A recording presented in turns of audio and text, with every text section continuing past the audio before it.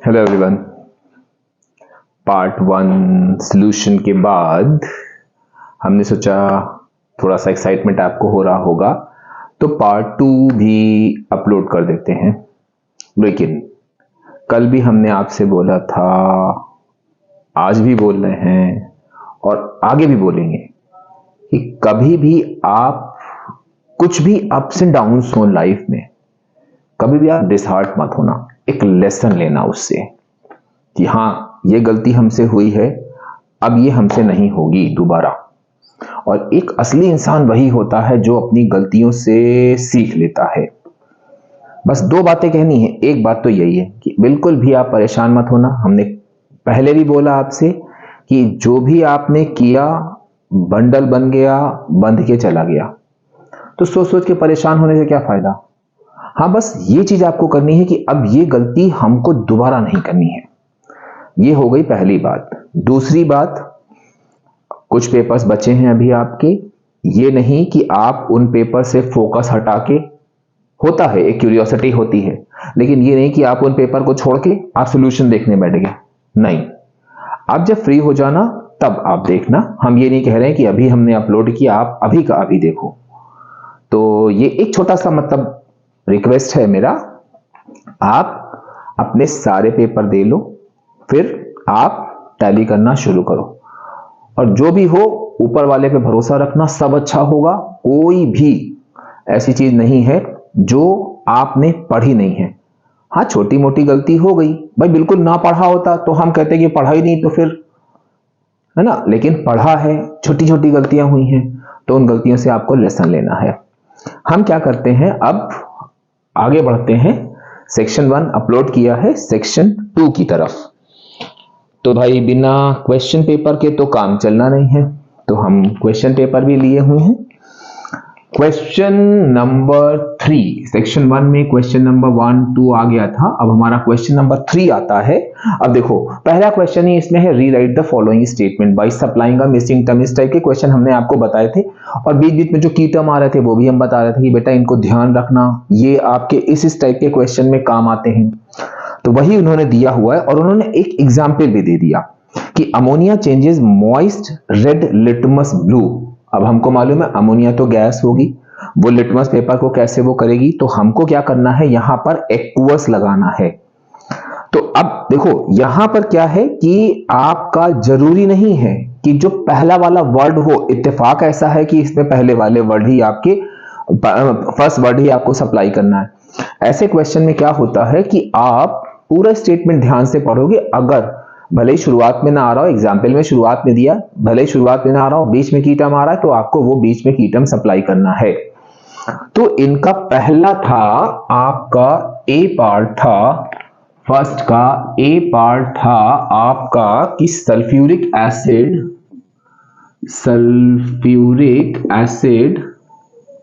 acts as a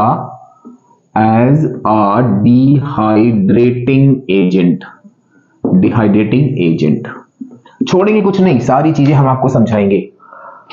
अब देखो यहां क्या कह रहे हैं, sulphuric acid acts as a dehydrating agent. तो अगर आपने मेरा सल्फ्यूरिक एसिड वाला वीडियो देखा होगा तो उसमें हमने आपसे कहा था कि सल्फ्यूरिक एसिड की 5 प्रॉपर्टीज होती हैं, एसिडिक प्रॉपर्टी को छोड़कर, क्योंकि एसिडिक में हम डाइल्यूट नेचर लेते हैं, बाकी सब में हम लोग कॉन्सेंट्रेटेड टर्म जरूर लगाएंगे। तो यहां पे क्या कह रहा है, sulphuric acid acts as a dehydrating agent. तो आपने देखा था कि यहां पर सल्फ्यूरिक एसिड ना होकर वो होगा आपका कॉन्ग सल्फ्यूरिक एसिड। तो यहां पर आपको मिसिंग टर्म सप्लाई करना था कॉन्ग। बहुत आसान। सेकंड भी आप देखो, अगर आपने ध्यान से देखा होगा अमोनिया चैप्टर, सॉरी सेकंड नहीं, बी पार्ट, अगर आपने देखा होगा अमोनिया चैप्टर, तो अमोनिया के रिड्यूसिंग नेचर में हमने आपसे कहा था कि एक तो वो मेटालिक ऑक्साइड के संग रिड्यूसिंग नेचर देता है, जिसमें कॉपर, पिंक मेटल कॉपर और सिल्वरी ग्रे लेड आ जाता था। दूसरा क्या था, क्लोरीन के संग। नॉर्मली क्या होता है, बच्चा पहले भी फोकस करता है, दूसरा वाला भूल जाता है कि क्लोरीन के संग भी अमोनिया की रिएक्शन अमोनिया के रिड्यूसिंग नेचर को शो करती है, क्योंकि जब एक्सेस में आप क्लोरीन लोगे तो रिड्यूस होके वो NH4Cl बन जाएगा। जब आप क्लोरीन को एक्सेस में लोगे तो NCl3 बनता था, जो हमने आपको बोला था येलो एक्सप्लोसिव लिक्विड। तो यहां पे कह रहे हैं ammonia reacts with chlorine to give ammonium chloride and nitrogen. तो अमोनियम क्लोराइड और नाइट्रोजन के संग आपका यहां पर क्या होगा, एक्सेस। तो क्योंकि ये अमोनिया की एक्सेस, अमोनिया की क्लोरीन जब एक्सेस में रिएक्शन करता था, क्लोरीन ज्यादा होती थी तो NCl3 बनता था। तो यहां पे क्या होगा कि excess ammonia reacts with chlorine, हम शॉर्ट में लिख दे रहे हैं लेकिन आपने तो पूरा ही लिखा होगा, to give ammonium chloride and nitrogen. तो ये हो गया आपका स्टेटमेंट, क्वेश्चन नंबर 1। अब देखो क्वेश्चन नंबर मतलब सेकेंड पार्ट, थर्ड का सेकेंड पार्ट, ये भी बहुत आसान है। आप यहां करो A और B। सबसे आसान होता है केमिस्ट्री का पेपर देना, क्यों? क्योंकि वहां पे बस एक एक दो दो टर्म लिख दो, आपका बहुत जल्दी पेपर हो जाता है। हमने आपको इससे पहले सेक्शन 1 में भी बताया था कि बहुत से बच्चों ने हमसे कहा सर 1 घंटे में फिनिश करके बैठ गए थे। हमने तो अपने बच्चों से बोला था बेटा पूरा पेपर सॉल्व कर लेना, आराम से हो जाएगा, और बच्चों ने करा है। क्योंकि उसमें क्या होगा कि जो बेस्ट होंगे वो आपके सिलेक्ट हो जाएंगे। तो कह रहे हैं आइडेंटिफाई ओनली द एनायन। अब ध्यान रखना ओनली द एनायन, ये भी जब हमने एसिड बेस सॉल्ट में या प्रैक्टिकल केमिस्ट्री में आपको हमने बताया था कि एनायंस पहचानने को या कैटायंस पहचानने को आता है, तो आपको भूल के भी सॉल्ट नहीं लिखना है उसमें। तो यहां इन्होंने देखो इसीलिए इन्होंने बोल्ड में लिख दिया है identify only the anion present in following compound. केवल एनायन, सॉल्ट आइडेंटिफाई नहीं करना है। फर्स्ट स्टेटमेंट इन्होंने दिया हुआ है the compound on heating produces a colourless odorless gas which turns lime water milky। आपके दिमाग में आएगा अरे यार लाइम वाटर मिल्की, ये तो आपका SO2 भी देता है और CO2 भी देता है। वेरी गुड, अच्छी बात है, लेकिन आपको आगे का स्टेटमेंट भी पढ़ना है। एंड कह रहे हैं and has no effect on, simple सा क्या हुआ, CO2 गैस। और CO2 गैस कौन सा आयन दे सकता है? आप कहोगे अरे सर कार्बोनेट। तो अब यहां पे देखो आइडेंटिफाई है, तो हमने भी आपको कहा था कि आइडेंटिफिकेशन में आप symbol as well as words दोनों में लिखोगे, लेकिन आप यहां पर आयन टर्म जरूर लगाओगे। तो इसका ये ऑप्शन भी सही है। अगर आपने लिखा कार्बोनेट आयन तो ये भी सही है, लेकिन आपको ध्यान रखना है कि खाली कार्बोनेट नहीं लिखना है, कार्बोनेट के संग आयन, क्योंकि वो कह रहे हैं आइडेंटिफाई एनायंस। कार्बोनेट इंडिविजुअली कुछ होता नहीं जब तक उसके संग आयन ना लगाएं। तो बहुत सिंपली आंसर निकल आया हमारा क्या, कि carbonate ions. Gas evolve CO2 है तो वो कार्बोनेट ही देगा। The solution of compound which on treating with conc sulphuric acid and freshly prepared ferrous sulphate solution produces a brown ring. ये भी जब लास्ट में हमने क्वेश्चन करा था ब्राउन रिंग पर, हमने कहा था बेटा नाइट्रेट आयन सिलेबस में है, अच्छे से देख लेना। तो अब यहां पे आप सीधे सीधे पहचानोगे क्या, ब्राउन रिंग। हमने आपको पहले ही बोला था कि brown ring is the confirmatory test for nitrate ions. बस आपको क्या करना है, आपको वो रिंग, फाइन रिंग बनानी है। रिंग बन जाती है मींस आपका नाइट्रेट आयन प्रेजेंट है। तो यहां पर आपका आंसर हुआ NO3-1 आयन या आपका नाइट्रेट आयन। फिर थर्ड पार्ट में क्या कह रहे हैं, अब देखो इस टाइप का भी क्वेश्चन हम आपको करा चुके हैं, जो हमने लिए थे माइंड स्टॉर्मिंग में भी एक क्वेश्चन था, और हर एक मतलब जितने भी हमने लास्ट में वीडियोस डाले हैं एग्जाम की प्रिपरेशन के लिए, वो सारे आपके क्वेश्चन। मोहन हैज 3 सॉल्यूशन, एक सॉल्यूशन P है, एक सॉल्यूशन Q है, एक सॉल्यूशन R है। P की pH है 13, Q की pH है 5 और R की pH है 2। अब कह रहे हैं which of the following solution PQR will react with magnesium to liberate hydrogen gas. अब आप देखो मैग्नीशियम जब आप लोगे तो आपने पढ़ा है कि ये HCl के संग MgCl2, मतलब कि कोई भी मेटल होता है वो एसिड के संग सॉल्ट प्लस हाइड्रोजन देता है। तो इसका मतलब यहां पर ये हुआ कि हमारा ये जो सॉल्यूशन होगा ये एसिडिक होगा। पहले हम आपको पहचानना बता दें। फिर कह रहे हैं will liberate ammonia gas when reacts with ammonium chloride. तो आप देखो अमोनिया की आपने जब लैब प्रिपरेशन देखी थी तो NH4Cl and CaOH whole twice give CaCl2 and so on। तो यहां पे अमोनियम क्लोराइड की रिएक्शन आपने इसके संग कराई थी, मतलब कि ये आपका एल्कलाइन नेचर का होगा, ठीक। और तीसरा कह रहे हैं will contain ions as well as molecules as well as ions. तो ये आपका जो है, आपने देखा थर्ड वाले से हमारा स्टेटमेंट निकल के आ रहा है वीक एसिड। अब यहां पर एक कंफ्यूजन वाली चीज ये आएगी, अगर आप देखो हमने आपको पीएच वाला समझाया था, हमने कहा था कि ये 0 से स्टार्ट होता है, 14 पर खत्म होता है, ये 7 होता है। यहां पर ये आपका एसिड होता है, ये आपका बेस होता है, ये आपके स्ट्रॉन्ग एसिड होते हैं, और जैसे जैसे हम यहां पर बढ़ते जाएंगे एसिड की स्ट्रेंथ कम होती जाएगी, और ये हमारे क्या होते हैं, स्ट्रॉन्ग आपके बेस होते हैं या एल्कलाइन। अब आप देखो जब हम लेंगे 13 तो वो हमारा करीब यहां पे आएगा करीब कुछ, जब हम लेंगे R की वैल्यू 2 तो वो यहां पे आएगी, Q की वैल्यू 5 लेंगे वो करीब यहां पे आएगी। अब आप देखो यहां पे बच्चों में मेन कंफ्यूजन क्या हो रहा है कि सर 2 और 5 दोनों ही एसिडिक हैं, तो हम इन दोनों में ही लिख सकते हैं, लेकिन नहीं, आप ये देखो कि 0 से स्टार्ट करते हो तो आपका स्ट्रॉन्ग होता है, जैसे जैसे आप इधर बढ़ते जाते हो उसकी वीकनेस बढ़ती जाती है। तो 5 वाला जो है वो आपका 7 के बहुत नजदीक है, यानी कि ये जो 5 वाला होगा ये आपका वीक एसिड होगा। और सिंपल सी बात है 13 एल्कलाइन होगा यानी कि आपका पीएच जो है पी होगा, और ये आपका एसिडिक नेचर का है, स्ट्रॉन्ग एसिड है, क्योंकि HCl लिया स्ट्रॉन्ग एसिड, तो स्ट्रॉन्ग एसिड आपका ये 2 वाला होगा। तो यहां पर हमारा फर्स्ट में ABC दिया हुआ है तो हम ABC लिखेंगे, उसी पैटर्न पे आंसर देना होता है। तो यहां पे आपका सॉल्यूशन ये आंसर हो गया 2, 13 एंड 5। आपका 2, 13, 5 लिखा है तब भी सही है, या आपने 2 के करस्पॉन्डिंग है R तब भी सही है, 13 यानी कि P और 5 यानी कि Q। तो ये आप दोनों में से किसी पैटर्न में आंसर लिख सकते हो, आपके दोनों आंसर सही होंगे।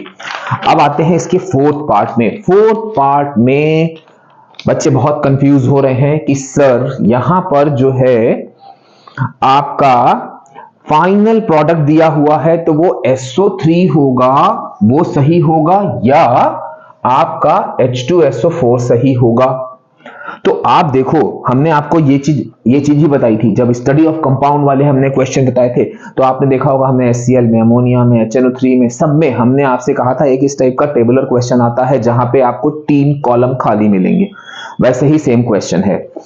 यहां पर फोर्थ पार्ट में आते हैं। अब देखो फोर्थ पार्ट में वो कह रहे हैं केवल रिएक्टेंट दिए हैं SO2 प्लस O2।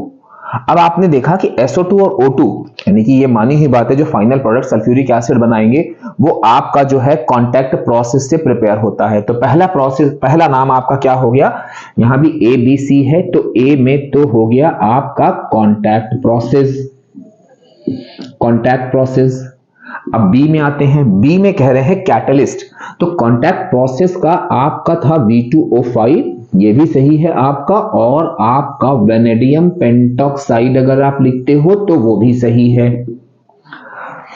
अब थर्ड पार्ट में कंफ्यूजन ये था कि SO2 प्लस O2 के बेसिस पर हम अपना प्रोडक्ट लिखें या फाइनल प्रोडक्ट लिखें। तो आप देखो हम अगर आपसे सिंपल सा एक क्वेश्चन पूछते हैं कि कांटेक्ट प्रोसेस है, ठीक, वो हम लोग किस कंपाउंड की प्रिपरेशन में लगाते हैं, तो आपका आंसर तो सल्फ्यूरिक एसिड ही आएगा। आप इस प्रोडक्ट को रिएक्टेंट को क्यों देख रहे हो, तो ये यहां पर आपका आंसर होगा सल्फ्यूरिक एसिड। तो सल्फ्यूरिक एसिड। अब ये क्वेश्चन देखो, अगर हो सकता है, कंफर्म हम नहीं कह रहे हैं कि कॉपी करेक्शन में क्या होता है, कुछ बच्चों ने SO2 प्लस O2 के बेसिस पे लिख दिया होगा SO3, तो may be possible, I am not sure कि SO3 पर भी वो डिपेंड करता है कि काउंसिल अपनी मार्किंग स्कीम में क्या करता है। तो यहां पर इस क्वेश्चन के अकॉर्डिंग, पेपर के अकॉर्डिंग आपका यहां पर फाइनल आंसर होगा सल्फ्यूरिक एसिड। ये हो गया हम लोगों का क्वेश्चन नंबर 3। अब जरा क्वेश्चन नंबर 4 की बात करें। क्वेश्चन नंबर 4 में आप देखोगे बहुत सिंपल सा, पहला तो डेफिनेशन दे रखा है। कितनी बार हमने ये चीज आपको बताई थी, molar volume molar volume molar volume. कुछ नहीं करना है, पहली डेफिनेशन में आपने ये लिया क्वेश्चन नंबर 4 का फर्स्ट पार्ट का ए है, बहुत सिंपल सा, एक लाइन में स्टेटमेंट खत्म हो जाएगा आपका। Volume of 1 mole of a gas, ये जरूर लिखना है आपको। अब आपने लिखा कि molar volume is equal to, ये ऑप्शनल है, हम बार बार कह रहे हैं, अगर आपने फाइनल इतना लिखा है तो मे बी पॉसिबल की मार्क्स ना मिले, क्योंकि ये डेफिनेशन नहीं है, ये मोलर वॉल्यूम की न्यूमेरिकल वैल्यू है। फिर कह रहे हैं नॉर्मल सॉल्ट, तो नॉर्मल सॉल्ट में आप देखो हमने आपको क्या बताया था कि आपने लिया एक एसिड। अब इस एसिड में से आपने क्या किया, इस H को निकाल के इसकी जगह पे कोई भी मेटल लगा दिया। नॉर्मल सॉल्ट यही तो होते हैं। तो यहां पर क्या हुआ कि द सॉल्ट, अब हम कहें NaCl कैसे प्रिपेयर हुआ, आप कहोगे सर हम लोगों ने यहां पे एसिड के H+ को मेटल से डिस्प्लेस कर दिया। अब यहां छोटी सी एक चीज ध्यान रखना, कंप्लीट डिस्प्लेसमेंट किया है। पार्शियल, अगर यहां पे H2SO4 होता, आप यहां करते NaHSO4, तो इसके पास 2 H थे जिसमें से आपने केवल एक Na को निकाला है। तो यहां पर क्या होगा कि आपका नॉर्मल सॉल्ट की डेफिनेशन में क्या हो गया, बी में, कि the salt formed by complete replacement of H+ ion of an acid by a metal is called normal salt. Now question number 2 पे आते हैं। अब देखो लास्ट में हमने जब आपको केमिकल बॉन्डिंग पर बेस्ड कुछ इंपॉर्टेंट क्वेश्चन बताए थे, हमने कहा था इन स्ट्रक्चर पे आप फोकस करना, वही स्ट्रक्चर आ गए हैं। आपका ए है मीथेन का, इलेक्ट्रॉन डॉट स्ट्रक्चर है, सिंपल सा, आप क्या करोगे, एक डॉट एक क्रॉस बनाओगे, क्योंकि 2 डिफरेंट एटम्स हैं। ये हो गया आपका, इसका जो है आप सेकेंड पार्ट। अब एक चीज ध्यान रखना बेटा, इलेक्ट्रॉन डॉट स्ट्रक्चर में ये आप मेन बनाओगे, ये आपका ऑप्शनल है, ये नहीं भी बनाओगे चल जाएगा, लेकिन ये बनाना है, खाली ये नहीं बनाना था। अब हम बी पे आते हैं, नाइट्रोजन मॉलिक्यूल। इसमें भी हमने कहा था बच्चा बहुत ही एक कॉमन मिस्टेक करता है, ये हो गया, दोनों सेम काइंड के एटम है तो दोनों को हम डॉट से या दोनों को क्रॉस से दिखाएंगे। फिर जब हम इनकी इस टाइप से, ये ऑप्शन मतलब ये ऑप्शनल है, आप नहीं बनाओ, केवल वो होना चाहिए आपका इलेक्ट्रॉन का पेयरिंग सही होना चाहिए। तो अब इसके बाद ये बना के बच्चा छोड़ देता। तो हमने कहा था बेटा यहां पर अगर याद हो कि 2 लोन पेयर जो बच रहे हैं इनको जरूर बना देना। फिर नेक्स्ट आते हैं हम थर्ड पार्ट में, that is complete the equations. अब देखो कितने सिंपल इक्वेशन दे रखी हैं, Al2O3 प्लस NaOH। ये आप एसिड बेस सॉल्ट के सेकेंड वाले पेज पर देखो, यहां पर दे रखी है। यहां पर क्या होगा आपका NaAlO2 प्लस H2 एसिड। अब ये एम्फोटेरिक ऑक्साइड है, एसिड और बेस दोनों के संग रिएक्शन कर जाएगा। सिंपल सा आपने क्या किया, यहां पे 2 कर दिया, यहां 2 कर दिया। एक बार ध्यान से इक्वेशन को बैलेंसिंग जरूर चेक कर लेना। ये हो गया आपका ए पार्ट। बी पार्ट भी आप देखो बहुत आसान है, कई बार का पढ़ा हुआ कि आपको क्या करना है, NaOH, ये CaO और हीट का साइन, ये देखो ये आपका क्या बनना है, सोडा लाइम सोडियम एसीटेट, यानी कि मीथेन बनेगी। सिंपल सी आपकी CH4 प्लस Na2CO3 तो बैलेंस है, कुछ करना ही नहीं है। अब देखो बस यहां पर हमें थोड़ा सा लग रहा है कि आप लोगों ने कहीं गड़बड़ ना कर दी हो, क्योंकि ये रिएक्शन आपने देखी थी कि अल्कोहल में भी थी और इथीन में भी थी, लेकिन दोनों में डिफरेंस क्या था कि इथीन में हम अल्कोहलिक मीडियम लेते थे और अल्कोहल में हम एक्वस लेते थे। तो यहाँ अल्कोहलिक है, हमारा प्रोडक्ट क्या बनेगा, सॉरी ये C2H4Br2 है। तो यहां पे आपका क्या होगा कि C2H2 बन जाएगा प्लस 2KOH बनेगा प्लस 2KBr बनेगा। तो ये हो गई आपकी इथीन की प्रिपरेशन, डाइक्लोरो 1,2, हाँ ये आपकी इथाइन की प्रिपरेशन हो गई। अब नेक्स्ट उस पे आते हैं। नेक्स्ट में वो आपसे कह रहे हैं कि आपको ऑर्गेनिक कंपाउंड चूज करने हैं। और हाँ एक चीज और, अगर आपको इस क्वेश्चन में कोई भी डाउट हो रहा हो तो हमने आपसे कहा था कि इसको आप स्ट्रक्चर के फॉर्म में कन्वर्ट कर लेना। अब वो कह रहे हैं Br2 यानी कि एक Br एक Br ये हो गया। अब आपको एक HBr ये निकालना, एक HBr ये निकालना, तभी तो ट्रिपल बॉन्ड आएगा। तो ये आपका ट्रिपल बॉन्ड आ गया, तो आपको 2 केवल से इसकी रिएक्शन करानी है। तो ये होगी आपकी इथाइन की प्रिपरेशन। अब फोर्थ में कह रहे हैं कि चूज द, अब कुछ डिस्क्रिप्शन दिए हुए हैं, उनके बेसिस पे आपको कुछ कंपाउंड दिए पहचानने हैं। तो यहां पर आप सबसे पहले कह रहे हैं कि which compound does not have double bond. तो आपका एक इथीन का स्ट्रक्चर है, आपने देखा ये होता है। एक एथेनोइक एसिड है, आपने देखा ये होता है। OH एक एथेनॉल है, यानी कि इसका स्ट्रक्चर ये होता है। और एक मेथेनॉल है, यानी कि HC डबल बॉन्ड OH। अब देखो वो कह रहे हैं, सबसे बढ़िया यही था कि स्ट्रक्चर, हमने पहले भी कहा था कि टाइम बहुत होता है, आप इत्मीनान से तो पहले स्ट्रक्चर ड्रॉ कर लिए। अब कह रहे हैं which does not contain a double bond. अब देखो यहां भी नॉट वाली चीज है, तो उन्होंने नॉट को बोल्ड में लिखा है। देखो इसमें डबल बॉन्ड है कहीं ना कहीं, इसमें O के साथ में डबल बॉन्ड तो है, इसमें डबल बॉन्ड है, इसमें डबल बॉन्ड नहीं है। तो फर्स्ट वन का आंसर A का होगा आपका इथेनॉल।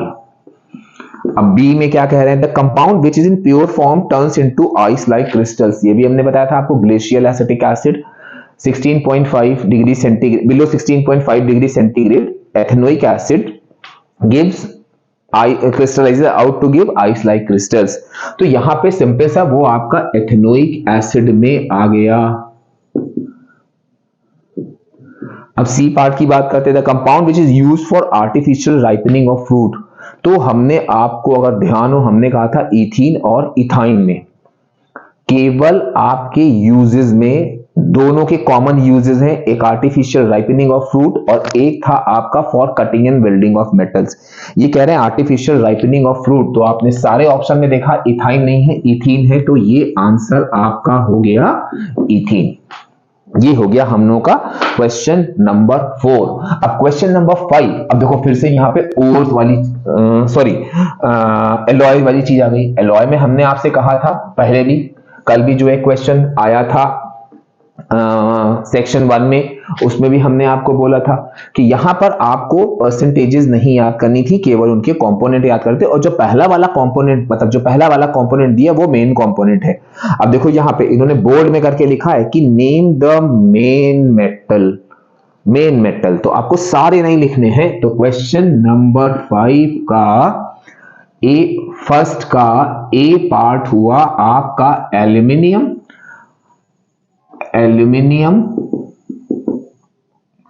और बी में आपका वो कह रहे हैं स्टेनलेस स्टील, जो कि होता है आयरन का एलॉय। तो ये हो गया आयरन। फिर second part, differentiate between following on the basis of criteria given below. ये भी जब हमने डिफरेंशिएट बिटवीन फॉलोइंग का, इसीलिए हमने एक अलग सेपरेट वीडियो बनाया था, वहां भी हमने कहा था कि अगर भाई जरूरी नहीं है कि हमने जो बताए थे वही वाले आएंगे, इससे आपके दिमाग में एक आइडिया था कि हाँ this type of question is also asked.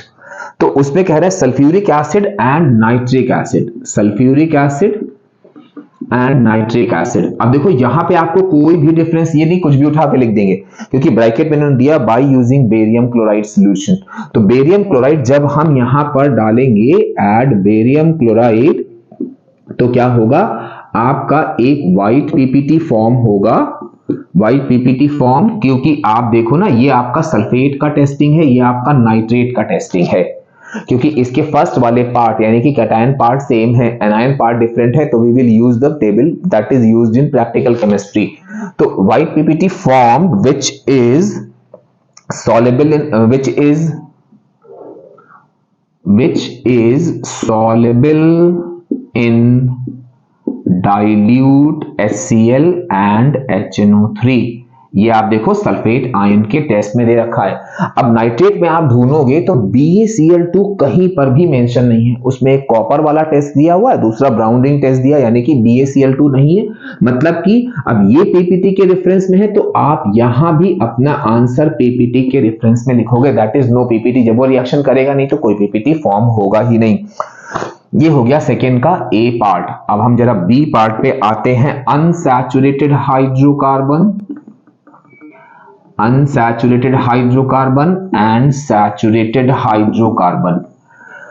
अब यहां पर भी कोई भी डिफरेंस नहीं, ये नहीं कि यहां पे सब्स्टिट्यूशन रिएक्शन और एडिशन नहीं। क्यों?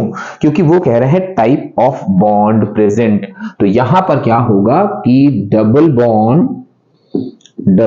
Bond between two carbon atom, two carbon atoms, double covalent bond भी कर सकते हो आप, उसकी कोई प्रॉब्लम नहीं है, सिंगल ये भी चल जाएगा आपका।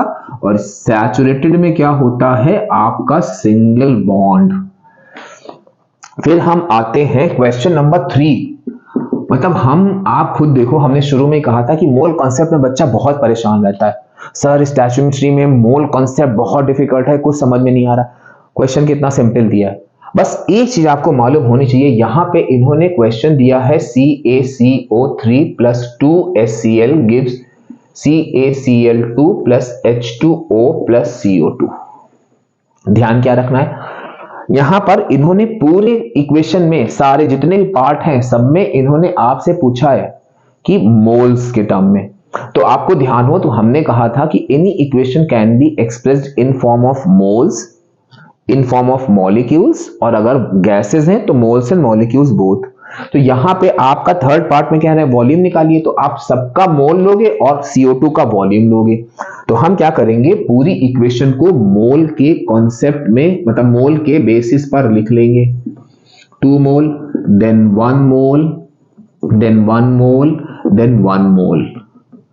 अब देखो ये कह रहे हैं what is the mass of 5 moles of calcium carbonate. तो आप ध्यान दो, यहां पर 1 मोल यूज हुआ है और इन्होंने कहा है कि relative molecular mass of CaCO3 is equal to 100। अब रिलेटिव मॉलिक्यूलर मास है 100, मतलब कि ये आपका 1 मोल का मास है। ठीक, अब ये कह रहे हैं what is the mass of 5 moles. तो फर्स्ट पार्ट में आपने क्या किया कि 1 mole mass is equal to 100 as per question given. तो आपसे पूछा है 5 मोल में कितना होगा, तो 5 into 100 दैट इज 500।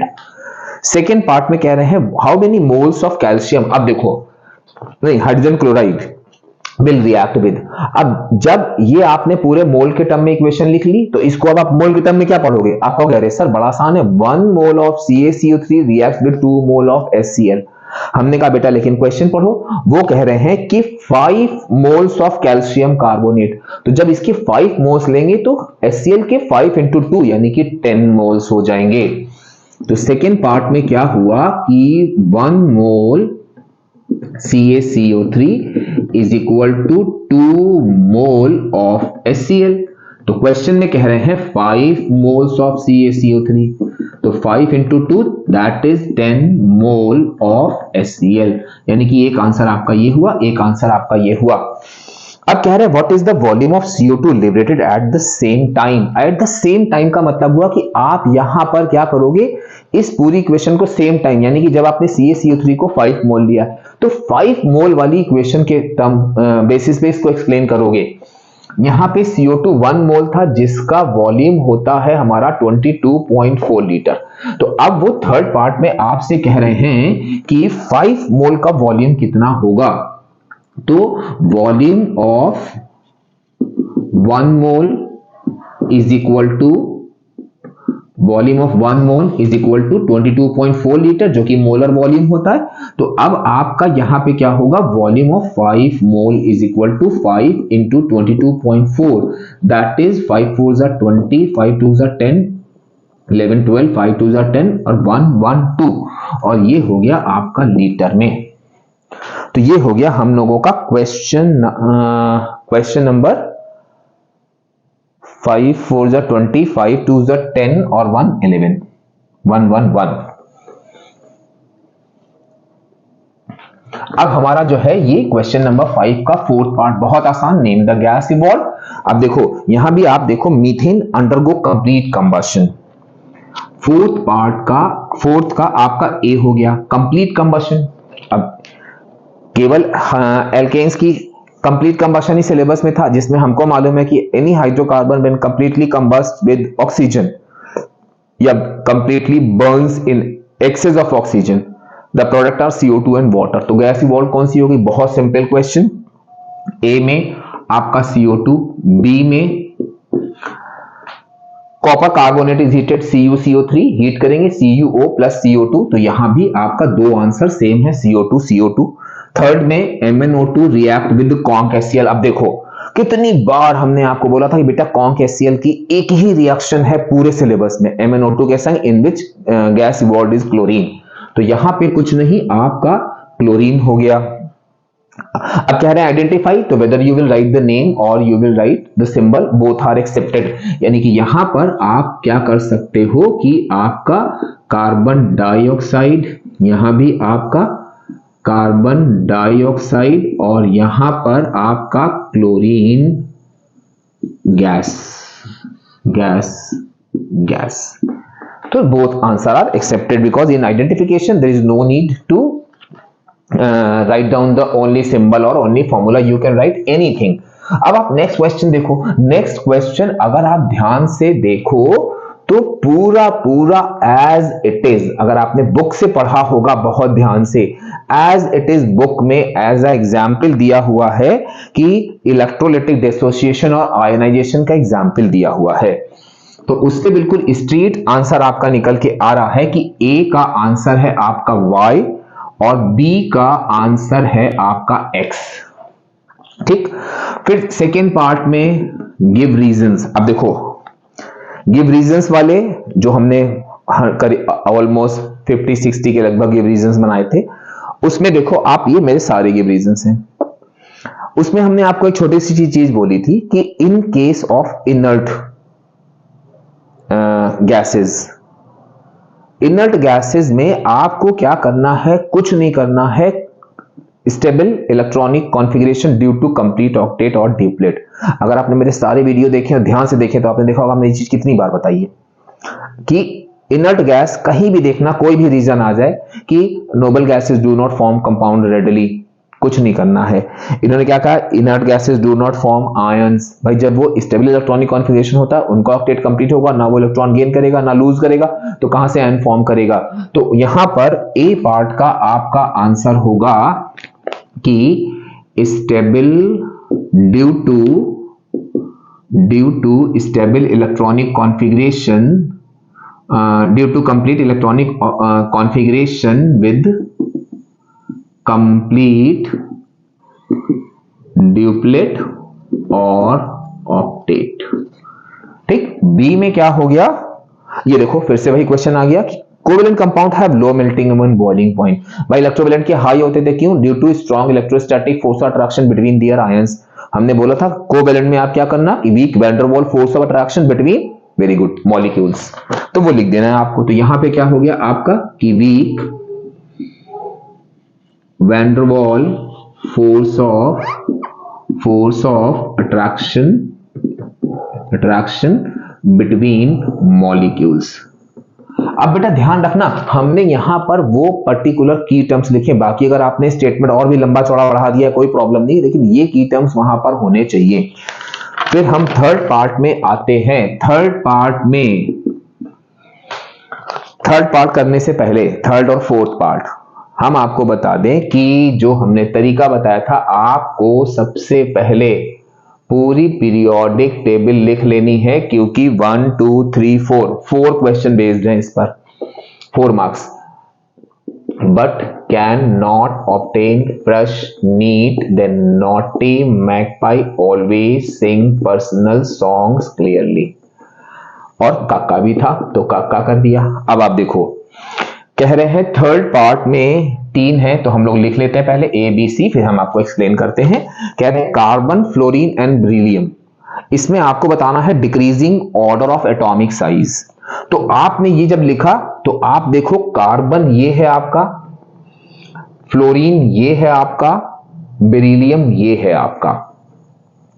अब याद करो हमने जब कहा था कि इस टाइप के क्वेश्चन आएंगे इंक्रीजिंग या डिक्रीजिंग ऑर्डर में अरेंज करने के लिए, तो आपको दो चीजें याद रखनी है कि only atomic size and metallic character decreases across a period, rest all properties increases, पहली चीज। दूसरी चीज what ever it may be the trend of variation of properties across a period, the reverse is in groups. तो क्योंकि एक group वाला question भी है तो इसलिए आपको दोनों पॉइंट्स यहां ध्यान रखने हैं। अब पहले में कह रहे हैं कि decreasing order of atomic size, तो अब देखो एटॉमिक साइज लेफ्ट से राइट जाने पर डिक्रीज होता है, यानी कि यहां पर अगर हम सबसे बड़ा साइज ले रहे हैं तो ये उससे छोटा होगा, ये उससे छोटा होगा। तो डिक्रीजिंग ऑर्डर में आपका क्या आएगा, B, E, C and F. तो यहां पर आपका क्या हो गया, पहले का आंसर हो गया B, E, C and F. और एक चीज और ध्यान होगी, हमने आपसे कहा था इस टाइप के क्वेश्चन में डोंट पुट ग्रेटर और लेसर साइन, क्योंकि अगर साइन उल्टा हो गया तो पूरा सीक्वेंस गलत हो जाएगा। तो इसलिए हमने भी देखो यहाँ पे इसको कॉमा के टर्म में केवल वो किया है। फिर कह रहे हैं sulphuric acid, phosphoric acid, acetic acid in terms of number of H+ ion molecules. तो जब आप इनके फॉर्मूले लिखोगे आप ऑटोमेटिकली इनको अरेंज कर लोगे। पहला दिया है आपका sulphuric acid that is H2SO4, दूसरा दिया है phosphoric acid that is H3PO4, तीसरा दिया है acetic acid that is CH3COOH। Number of replaceable H+ ion इसमें 1 है, इसमें आपके 3 हैं, इसमें आपके 2 हैं। अब ये आपने मेंशन कर दिया। अब आप ध्यान से देखो कह रहे हैं increasing order of replaceable H+ ion. तो इंक्रीजिंग में मतलब कि सबसे पहले आपका 1 वाला आएगा दैट इज CH3COOH, उसके बाद आपका H2SO4 आएगा क्योंकि इसमें 2 रिप्लेसेबल हैं, इसके बाद 3 आएगा, 3 रिप्लेसेबल। वैसे भी आप ध्यान दो ये मोनोबेसिक है, ये डाइबेसिक, ट्राइबेसिक, तो 1 पहले, 2 बाद में और 3 उसके बाद। तो कोई भी तरीका आप यूज कर सकते हो। अब देखो फिर से हम अपनी सीरीज पे आते हैं। कह रहे हैं potassium, lithium and sodium. Potassium, lithium and sodium 3 है। आपको कह रहे हैं increasing order of ionisation potential.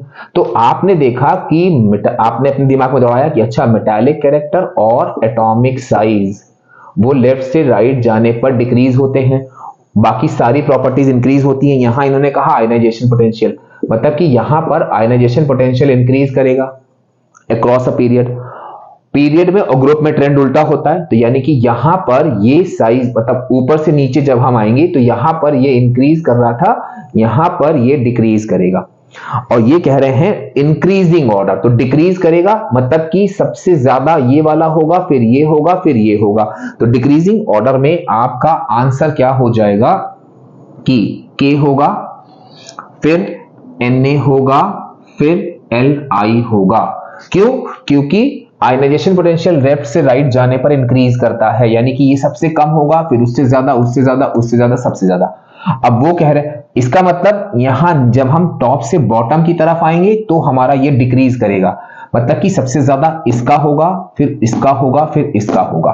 तो ये कह रहे हैं आपका इंक्रीजिंग ऑर्डर, तो आप लोग KNaLi, ठीक।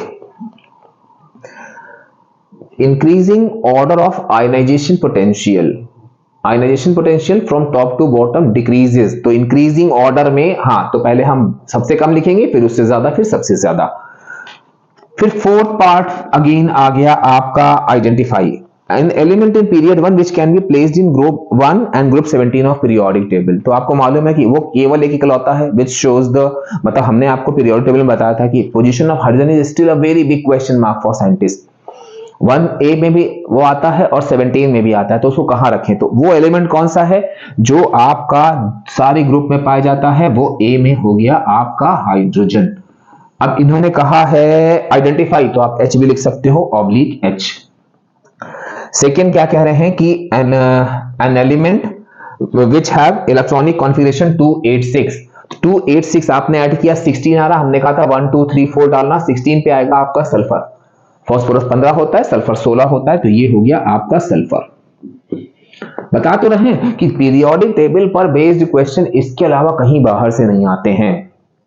मोस्ट इलेक्ट्रोनेगेटिव, अब देखो इन थर्ड पीरियड, तो आप थर्ड पीरियड में आ जाओ, यहां पे electronegativity from left to right increases, और वैसे भी जितने भी हमारे ये हैलोजेंस होते हैं इनकी इलेक्ट्रोनेगेटिविटी सबसे ज्यादा होती है। अगर वो कहते कि इन पीरियोडिक टेबल तो आपका आंसर मालूम है फ्लोरीन लेना था, लेकिन यहां पे क्या होगा क्लोरीन। तो सी पार्ट में आपका आंसर हो गया ये, या आप सल्फर लिख सकते हो, या आपका हुआ क्लोरीन, तो ये आप Cl लिख सकते हो। ये हो गया हम लोगों का क्वेश्चन नंबर 6। अब जरा क्वेश्चन नंबर 7 की बात करें। अब देखो क्वेश्चन नंबर 7 भी इन्होंने एनालिटिकल केमिस्ट्री पर दिया है और बिल्कुल स्ट्रेट क्वेश्चन है। अगर हमने शुरुआत में आपसे कहा था कि बेटा एनालिटिकल केमिस्ट्री की टेबल याद कर लो, जैसे भी क्वेश्चन आएंगे आप देखना फटाफट बना लोगे, कुछ करना ही नहीं था। क्वेश्चन नंबर 7 में आपका फर्स्ट का ए और बी। अब देखो वो कह रहे हैं कि रीता ने क्या किया, एक अननोन सॉल्ट लिया आइडेंटिफिकेशन के लिए, उसका सॉल्यूशन बनाया, दो पार्ट में डिवाइड कर दिया। पहले पार्ट में उसने फ्यू ड्रॉप्स अमोनियम हाइड्रोक्साइड डाला and obtain a reddish brown PPT. तो रेडिश ब्राउन पीपीटी, आपने कहा अरे सर वो तो Fe+3 होता था, हमने कहा वेरी गुड, या आप यहां क्या करोगे फेरिक कर दोगे। अब देखो ना, है ना बिल्कुल डायरेक्ट टेबल याद है, उस पर based question. Second part of salt solution, he added a few drops of silver nitrate solution and obtained a white PPT। अब देखो हमने कहा था AgNO3 के संग क्लोराइड के अलावा कोई और आयन ये टेस्ट नहीं देता है, तो यहां पे आपका Cl माइनस आयन हो गया या क्लोराइड आयन। जैसे HNO3 के लिए आपका कंफर्मेटरी टेस्ट होता है ब्राउन रिंग टेस्ट, वैसे क्लोरीन के लिए कंफर्मेटरी टेस्ट होता है कि AgNO3 डाल दो व्हाइट पीपीटी देगा, rest all anion will not show white PPT along with AgNO3। तो ये हो गया आपका फर्स्ट पार्ट। सेकेंड पार्ट में ए और बी, देखो बहुत स्ट्रेट आंसर यहां भी। Carbon tetrachloride is a non polar covalent compound because it is made up of molecules only and no charge separation is possible, तो हो गया आपका नॉन पोलर। फिर during electrolysis of acidulated water, अभी आपने electrolysis ली थी, ये एनोड लिया था, ये कैथोड लिया था, यहां पर वो किया था प्लस माइनस, इसके अंदर आपका H+ OH- SO4-2 के आयंस थे। तो यहां पर इनर्ट इलेक्ट्रोड लिया था, सिलेक्टिव डिस्चार्ज ऑफ आयंस लगाएंगे, तो ये एनोड प्लस था, यहाँ पे OH- जाता था जो कि आपका ऑक्सीजन गैस देता था, यहाँ तो सीधे सीधे आपकी हाइड्रोजन आती थी। ये बेसिक कॉन्सेप्ट आपने यूज किया। अब यूज करने के बाद कह रहे हैं कि the gas liberated at anode, तो एनोड पर मानी हुई बात है आपका क्या हो जाएगा ऑक्सीजन गैस। ठीक, तो ये क्वेश्चन हो गया आपका। अब नेक्स्ट देखो गैल्यूसेक्स लॉ पर बेस्ड क्वेश्चन है, जो कि अगर आपने मेरा वीडियो देखा होगा गैल्यूसेक्स लॉ पे, तो हमने ये चीज आपको समझाई थी कि पहला जो क्वेश्चन 2 नंबर का आता है उसमें या तो 1 का वॉल्यूम दिया होगा या 2 वॉल्यूम दिए होंगे, इसमें इन्होंने 2 वॉल्यूम दिए हैं। तो हम थर्ड पार्ट की अगर बात करें तो वो कह रहे हैं 4NH3 + 3O2 gives 2N2 + 6H2O। अब ये भी गैस, ये भी गैस, ये भी गैस, ये भी गैस, तो मतलब गैल्यूसेक्स लॉ लगेगा। तो गैल्यूसेक्स लॉ का सबसे पहला फंडा हमने क्या बताया था कि आप जो है पूरी इक्वेशन लिखने के बाद उनके जो भी रिएक्टेंट और प्रोडक्ट्स हैं उनके संग वॉल्यूम लिख लेना, फिर जो जो वॉल्यूम गिवन है वो आप लिख लेना। आपने कहा कि 240 cc और 300 cc ऑफ ऑक्सीजन। अब देखो यहां पे 2 रिएक्टेंट दिए, हमने आपसे क्या कहा था कि जब आप देखना 2 रिएक्टेंट मतलब 2 वैल्यूज दे रखी है तो आप दोनों से 1 वॉल्यूम निकाल लेना, यानी कि वॉल्यूम NH3 के लिए क्या होगा 4 वॉल्यूम 240 है, तो 1 वॉल्यूम आपका होगा 240/4 यानी कि 60। फिर जब ऑक्सीजन के लिए लोगे तो आपका 3 वॉल्यूम है आपका 300, तो 1 वॉल्यूम आपका होगा 100 cc। अब 2 वॉल्यूम निकला है, हमने कहा था आप लोवेस्ट वाला वॉल्यूम लेके उससे अपना पूरा कैलकुलेशन कर डालना। तो अब आपने यहां पर क्या किया कि वॉल्यूम ऑफ, जब हम लोवेस्ट ले रहे हैं अमोनिया का तो अमोनिया कैलकुलेट करने की जरूरत नहीं है। रिजल्टिंग मिक्सचर पूछा है तो आप नाइट्रोजन का निकाल दो और आप जो है ऑक्सीजन का निकाल के देख लो कि कुछ ऑक्सीजन बच रही है कि नहीं बच रही है, बस वो आपका रिजल्टिंग मिक्सचर में हो जाएगा। तो वॉल्यूम ऑफ आपने यहां पे पहले ऑक्सीजन निकाला, कितना है 3 वॉल्यूम, जबकि आप यहां पे 1 वॉल्यूम सिलेक्ट कर चुके हो 240/4 दैट इज 60, तो 3 वॉल्यूम है दैट इज 3 × 60 180 cc। अब आपने यहां पे लिया वॉल्यूम ऑफ रिजल्टिंग में आप ध्यान दो, हमने उसमें बोला था अनयूज नहीं निकालोगे तो मार्क्स डिडक्ट हो जाएंगे। आपने लिया था 300, यूज हो गई 180, कितनी बची 120 सीसी। फिर हम बात करते हैं वॉल्यूम ऑफ नाइट्रोजन की, जिसमें वो कह रहे हैं आपका 2 वॉल्यूम। तो 2 वॉल्यूम मींस 2 इंटू 1 वॉल्यूम हम लोगों ने 60 निकाला था, दैट इज 120 सीसी। तो एक आंसर आपका ये हो गया, एक आंसर आपका ये हो गया और एक आंसर आपका ये हो गया। फिर नेक्स्ट कह रहे हैं इलेक्ट्रॉनिक कॉन्फ़िगरेशन दिए हैं, एलिमेंट दिए हैं और आपको बताना है कि उनके बीच में कंपाउंड का फॉर्मूला क्या होगा। तो फोर्थ पार्ट में आप देखो ए एंड बी के बीच में पूछा है। ए का इलेक्ट्रॉनिक कॉन्फ़िगरेशन है 2,8,8,2। इसको आप दो तरह से कर सकते हो, टेबल बनाई थी जो, उसी में देख लो कि 2,8,8,2 कौन सा आ रहा है, और दूसरा बी 2,6 कौन सा आ रहा है, उससे आप कंपाउंड फॉर्म कर लो। लेकिन हमने कहा था कि आइडेंटिफाई नहीं करोगे, ए बी दिया है तो ए बी के टर्म में ही बनाओगे, तो उस तरह से आप करोगे तो फर्स्ट पार्ट का आंसर आपका आएगा A and B. Second part अगर आप वैसे ही आइडेंटिफाई करोगे तो आप देखोगे सी आपका क्लोरीन आ रहा है यानी कि 2,8,7, डी आपका कार्बन आ रहा है 2,4। तो सिंपल सा कार्बन टेट्राक्लोराइड बनना है, लेकिन यहाँ पे कार्बन की जगह पर उन्होंने दिया था डी और क्लोराइड की जगह पे उन्होंने दिया सी और फिर उन्होंने कहा है टेट्रा, तो आपने लगा दिया यहाँ पर 4। तो ये हो गया आपका कार्बन टेट्राक्लोराइड। अब हम जरा थर्ड पार्ट की बात करें कि सॉरी ये ए था, अब जरा हम बी पार्ट की बात करें। अब देखो ये हमने आपको कई बार ध्यान दिया होगा, हमने आपसे कहा था कि कभी कभी छोटे छोटे क्वेश्चन जो फिलर के, तो देखो यहाँ पे एक वो चलता चला आ रहा था, इन्होंने यहाँ पे टपका दिया इलेक्ट्रॉनिक कॉन्फ़िगरेशन के बेसिस पे। आप ऑर्गेनिक का कॉन्सेप्ट बताइए कि मतलब कॉनकैटेनेशन शो करेगा। कैटेनेशन शो करता है कार्बन जिसका electronic configuration sorry atomic number 6 तो 2,4, तो आप 2,4 पहचान लो यानी कि 2,4 डी है, तो इसमें बी का आंसर हो गया आपका डी। तो ये हो गया आपका क्वेश्चन नंबर 7। अब जरा क्वेश्चन नंबर 8 की बात करते हैं, बहुत सिंपल सा क्वेश्चन नंबर 8 की बात करते हैं। क्वेश्चन नंबर 8 कह रहा है कुछ ऑप्शन दिए हैं और आपको पहचानना है। तो यहां पर पहले का ए पार्ट दिया हुआ है, गिवन क्या था, zinc blende, C2H2, calamine, CH and haematite. वो कह रहे हैं the ore which can not be concentrated by sorry can be concentrated by magnetic separation. तो अब हेमेटाइट आयरन का ओर होता है, तो आपने यहां क्या करा, अपने आंसर में हेमेटाइट लिख दिया बी। अब बी में हमको उम्मीद है जिनको हमने पढ़ा है उन्होंने ये गलती नहीं करी होगी। बी में बहुत डाउटफुल क्वेश्चन है, एम्पिरिकल फॉर्मूला ऑफ इथाइन, और इन्होंने पहला ऑप्शन दिया है C2H2। तो ये नहीं कि सर फॉर्मूला तो C2H2 होता है, इथाइन का यही लिख के आए हैं सर, बहुत मारेंगे अगर ऐसे लिख के आयोगे। ये C2H2 है, अब हम C करेंगे, H करेंगे, 2 करेंगे, कैंसिल करेंगे तो आएगा हमारा CH। तो यहां पर इथाइन का फॉर्मूला होगा CH। अब जरा सेकेंड पार्ट की बात करते हैं। बैलेंस इक्वेशन थी बहुत straight, number 1 Cu plus 4HNO3। अब देखो ये कह रहे हैं कॉन्क, तो आप कॉन्क लगाओगे, यहां आपका बना CuNO3 whole twice plus NO2, क्योंकि कॉन्क में NO2 निकलती थी और वाटर निकलता था। अब आपने बैलेंस किया, यहाँ पर 2 है, यहाँ 2 लगा दिया, और यहाँ 4 है तो यहाँ 2 लगा दिया। सिंपल इक्वेशन, हमने कई बार बताई आपको, कॉपर की इकलौती इक्वेशन है, बहुत इंपॉर्टेंट है सिलेबस में। फिर कह रहे हैं एल्यूमिनियम नाइट्राइड, अब ये भी देखो आप, Aln plus H2O gives AlOH whole thrice plus NH3, 3 और 3 6 है, आप यहाँ 3 लगा दो, ये लो बैलेंस इक्वेशन तैयार। सिंपल सी इक्वेशन आई थी। थर्ड पार्ट में देखो, इसके लिए भी हमने आपको शुरुआत में मेंटली प्रिपेयर कर दिया था कि बेटा देखो अब एसिड बेस सॉल्ट की प्रिपरेशन नहीं थी, लेकिन अब सिलेबस में जुड़ गई है। हमने बोला था, हमने कहा था इसमें बेसिकली क्वेश्चन आता है कि सॉल्ट दिए होंगे, उनके मेथड दिए होंगे, आपको मैच कराना। देखो वही चीज आ गई, सॉल्ट दिए थे, कुछ मेथड दिए थे, आपको मैच कराना है। तो यहां पे पहला ऑप्शन आपका A, B और C। हम केवल आंसर लिख रहे हैं लेकिन समझा रहे हैं आपको। कह रहे हैं ZnCl2 फ्रॉम Zn, तो Zn plus 2HCl give ZnCl2 plus H2, यानी कि डिस्प्लेसमेंट रिएक्शन हो गई। तो आपका ये मैच कर रहा है 3 के साथ।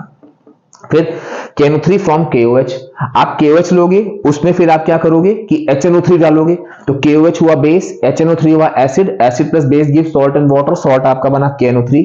तो सिंपल सा यहां पे ये रिएक्शन आपकी हो गई precipitation, that is 1, sorry neutralisation that is 4। फिर कह रहे हैं CaCO3, अब देखो हमने आपसे कहा था कि आप सॉल्युबिलिटी टेबल पक्का रट लो। 3 ही टेबल हमने आपसे बोली थी रटने के लिए। सॉल्युबिलिटी टेबल रट लो। आपने सॉल्युबिलिटी आपने कहा अरे सर रट के गए थे। हमने कहा अच्छा बताओ ऑल कार्बोनेट्स, आपने कहा इनसॉल्युबल, हमने कहा वेरी गुड। तो जब इनसॉल्युबल सॉल्ट बना रहे हैं तो उसकी प्रिपरेशन क्या होगी? आपने कहा अरे सर प्रेसिपिटेशन। तो अब 4 दे रखी हैं लेकिन हमें गड़बड़ नहीं करनी है, तो ये हो गया सी का 1। तो एक इन्होंने कंफ्यूज करने के लिए दे रखा है। नेक्स्ट क्वेश्चन भी आप देखो, हमने कितनी बार बोला था और सेम पूरा डिट्टो क्वेश्चन आया है। HCl gas can be prepared in lab by action of concentrated sulfuric acid on sodium chloride। तो उन्होंने कहा पहला कि give balanced chemical equation for above reaction. HCl के वीडियो में हमने इस क्वेश्चन पे बहुत एम्फेसाइज किया था कि लैब प्रिपरेशन पर ढेरों क्वेश्चन पूछे जाते हैं।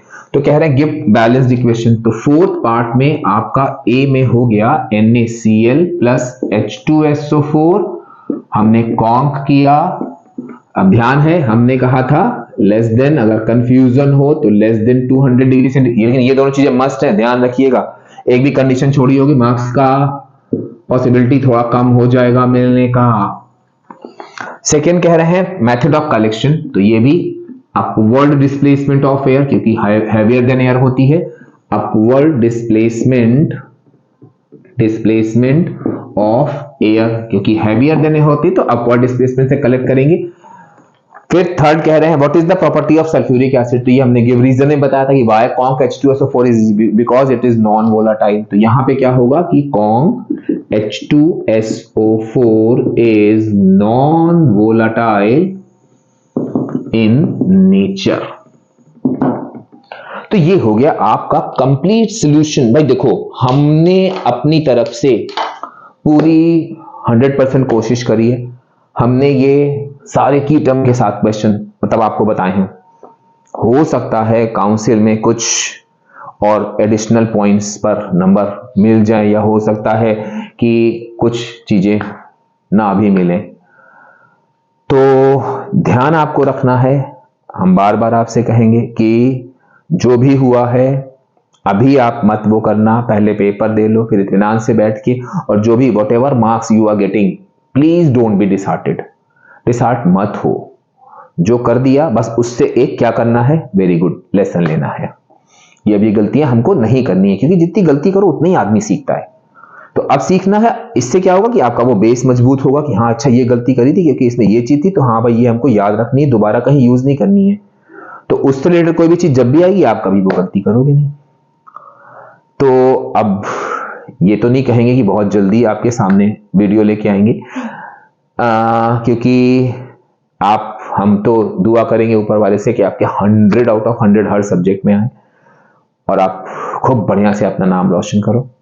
लेकिन हाँ थोड़ा सा अगर आपको लगता है कि हमने आपको इतना नॉलेज दिया है या आपका कुछ फायदा हुआ है, तो आप प्लीज प्रमोट करो अपने जूनियर्स को, उनको बताओ कि वीडियो देखें, लाइक करें, शेयर करें और सब्सक्राइब करें।